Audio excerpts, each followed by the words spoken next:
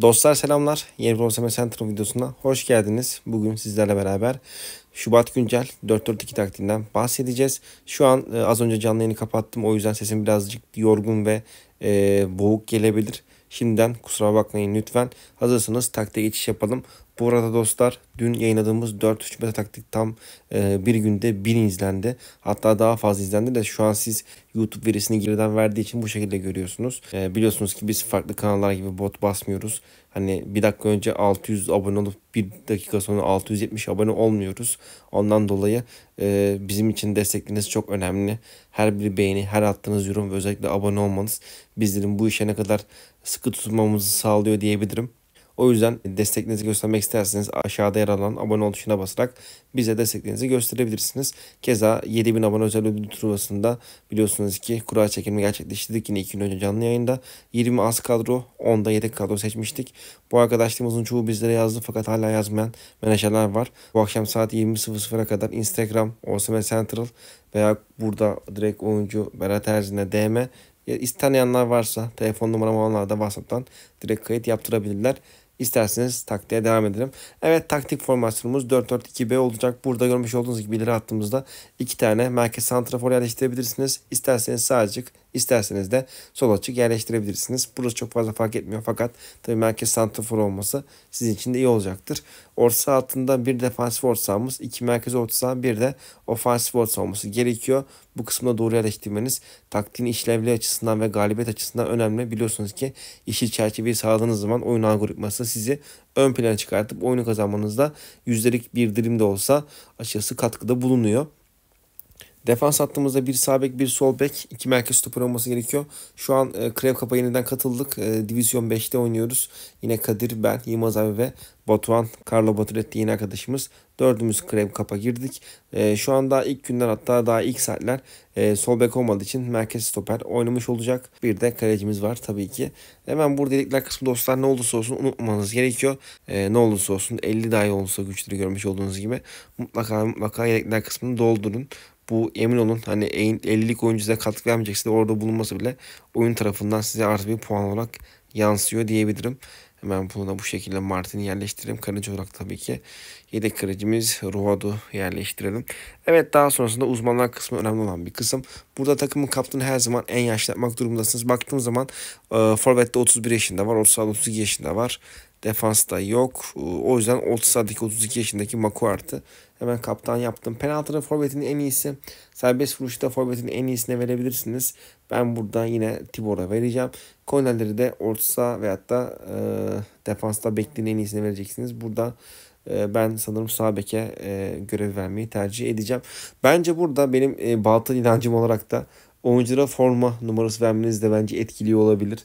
Ondan dolayı bence oyuncuların da formasını, eğer vaktiniz varsa, müsaitliğiniz varsa mutlaka yeni aldıklarınız özellikle numarasız geliyor. Onları mutlaka yerleştirin. Ben bir etkisi olduğunu düşünüyorum. Niyeyse öyle bir batıl inancım var. Ama bakalım, belki de etkilemiyordur. O yüzden çok net bilgi veremiyorum. Sadece o yüzden zaten batıl inancım olduğunu da dile getirdim. Siz güzeldir arkadaşlar. Oyun böyle bir seçenek sunmuş bizlere. Siz de yapın yani. Ne olacak ki? Kaç dakikandadır bak. En başta itibaren geldik. Ha, bitti. 15 saniye, 20 saniye. Evet, daha sonrasında formasyonumuzun en önemli olan kısmı taktikle giriş yapıyoruz.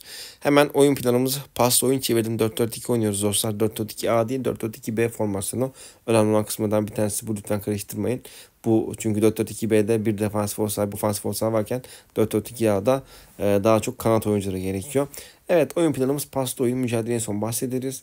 Çizgi taktiklerimiz forvetler sadece hücum, orta saha defans yardım et, defanslar geride kal olacak. Burada arkadaşlar bu taktiği içeride dışarıda kullanabilirsin. Eşitken veya güçlüyken kullanman gerekiyor. Eğer deplasmanda veya evde güçsüzken de, gerçi evdeyken bir iki ranka kadar yine kullanabilirsin ama iki rank ve üstünde güçsüzsen evinde özellikle, ki deplasmanda bir rank bile olsa bunu kullanma. Onun yerine beşli taktikleri deneyebilirsiniz özellikle güçsüzken. Baskımız 45 dengeli, stilimiz 56 dengeli. Tempomuzda topa hakim ol 57 olacak dostlar. Neydi? Baskı 45 dengeli, stil 56 dengeli. Tempoda topa hakim ol 57 olacak. Markaj alan markajı. Rakip uzun top kontratak geliyorsa offside açıyorsun. Diğer türlü offside tuzağı kapalı kalıyor. Burada baskımızda 45 olacağı için burada aslında mavi, yeşil, sarı da çok agresif, turuncu da agresif, kırmızı da bence agresif çıkmanız sizin için iyi olacaktır. Dostlar diyelim. Hemen birkaç dost maç atalım. Burada Union Titios diye bir takım var. Hemen attık. 2-0'la geçiyoruz rakibimize. Şu an hedef olarak da düşük kadrolu bir hedefi seçtim. O yüzden şu an kadrom herkese nazaran kötüdür. Ama burada 13'te karşı 2 şutluk bir üstünlüğüm var. Keza 4-4-2-B, 4-2-3-1 taktiğinde biraz ezmiş gibi gözüküyoruz. Evet, atalım, devam edelim. 1-1 kalmışız, buna bakalım.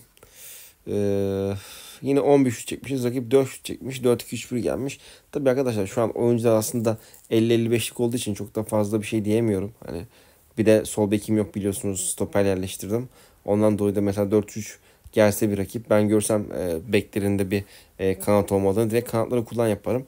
Ama orta sahası, dün bahsettiği gibi Yılmaz abinin orta saha güçsüzse de paslaşarak oynamak daha mantıklı olacaktır. Hemen bunun da bir sonuçlara bakalım nasılmış. Bu gerçi bota atmışız ama 9 bot daha iyi oynuyor mesela. Şu an ilk başta geldiğimiz arkadaşlar bot daha iyi bir sonuç çıkarmış. O yüzden şu anlık çok da bir gerçekliği olmasa da yine sizler için birkaç istatistiksel veri sunmak istedim. Evet, bu şekilde hem stadyumu geliştirdik hem de direkt oyuncu antrenmanı soktuk. Onun dışında dostlar, Spartaküs'te olan savaşımız devam ediyor. 3 puan farklı gerideyiz. Görmüş olduğunuz gibi, değil mi? Öyle hatırlıyorum. 34 mi oldu? Aa, ben gerideyiz sanıyordum. Yakaladık. 5. haftada WhatsApp grubumuzdaki sıkıntılara rağmen 34-34'ü yakalamışız. Süper. Biz burada şu an lideriz. Bunların Spartaküs ekibine King, Zaza, Kral, Reus, Kranex, Hasan ve Recep'e selamlarımızı yolluyorum. Aynı şekilde kendi ekibimizdeki Rıza abi, Enes, Berkan abi ve Ertem hocama selamlarımızı yollayalım. Burada biz Liverpool'a geride kaldık kadro değerinde. 571. Yani çok da fazla geri değil ama yine de geride kaldık. Fakat yine en iyi bendim kadro oyuncu değerinde. Şu an Manchester City 31.9, biz 31.8'iz. Yine iyiyiz, kötü değiliz. Fikstür dezavantajımız artık bize doğru dönecek gibi duruyor. Baktığımız zaman 1-2 3 deplasman yaptık. 2 evdik. 3 deplasmanda 6 puan aldık. Evde kaybetmedik. Artık burada son 5 maçta 3 ev sahibi, 2 deplasmanız. O yüzden birazcık daha sanki şanslıyım gibi duruyor. Verebildiğim kadar puan da inşallah ekibe katkı olarak sunacağım. Ekip de inşallah yenilmez, en kötü deplasmanlarda beraber kalırsa bu savaşı da alırız. Ki keza Spartaküs arkadaşlar top 55'te, yani top %55'in zaten alan bir ekip. Gerçekten çok kaliteliler. Buradan tekrar hepsine selamlarımızı yollayalım. Onun dışında Osimhen Center ekibimiz arkadaşlar. Alımları bir süre durdurduk. Tabii ki de siz başvuru kaydınızı oluşturun. Müsait zamanımızda değerlendiririz ama şu anlık çok fazla menajer alımına açık değiliz. Şu an kendi içimizde açıkçası birkaç sıkıntı var. Onları hallettikten sonra yine alımlarımıza başlayacağız. Bir türlü 200'e giremedik. Son bir aydır, hatta Ocak ayında tam ucundan döndük. 30.000'in ucundan döndük. Ondan dolayı bir sıkıntı içerisindeyiz. Umarım üzerimizdeki gerginliği, kara bulutları dağıtacağız. Şu anlık 3 savaşta birinde öndeyiz, birinde beraber, birinde de 3 puan gerideyiz. Ki keza bu savaşta bir arkadaşımız bizi maalesef yarı yolda bıraktı. Kendisini bundan sevgi, saygıyla selamlıyorum. Ama ona rağmen 3 puanla geride olmak da bir marifet. Burada Metin özellikle basmanlarımız, tebrik ediyorum. Evet dostlar, siz de dün attığımız videoyu aynı şekilde göz atabilirsiniz. Çünkü Metin taktik gerçekten çok iyi iş yapan ve özellikle Yılmaz abinin bulduğu, yarattığı ve içeride dışarıda güzel sonuçlar veren bir taktik. Meta taktiği hemen kartlar kısmından ulaşabilirsiniz. Şimdilik bizden bu kadar dostlar. Dediğim gibi bizi desteklemek isterseniz, çünkü biz ciddi anlamda ne bir beğeni hilesi, ne bir yorum hilesi, ne bir bot basarak bugünlere kadar geldik. Bazı arkadaşlar bunu yapıyorlar. Kendileri bildiler, kendini kaybeder, kendi kendine komik duruma düşüyor. Hatta geçen gördüm arkadaş değil, abi diyeyim, hatta benden de büyük. Adam bot basmış 600 tane. Gelmiş üstüne botlara diyor ki evet arkadaşlar, bu kadar kısa bir zamanda bana olan destekinizi gösterdiğiniz için çok teşekkür ederim falan deyip selam yolluyor. Hani botlara selam yollayan bir şizofrenle karşı karşıyayız. Allah akıl fikir versin diyelim. Bunu çok da fazla büyütmeden kapatıyorum. Evet, bir videonun daha sonuna gelmiş olalım. Desteklemek için arkadaşlar aşağıda yer alan abone ol tuşuna basarak desteklerinizi gösterebilirsiniz. Aynı zamanda videoya like ve yorum atarak da öne çıkmasını sağlayabilirsiniz. Kendinize iyi bakın. Hoşçakalın.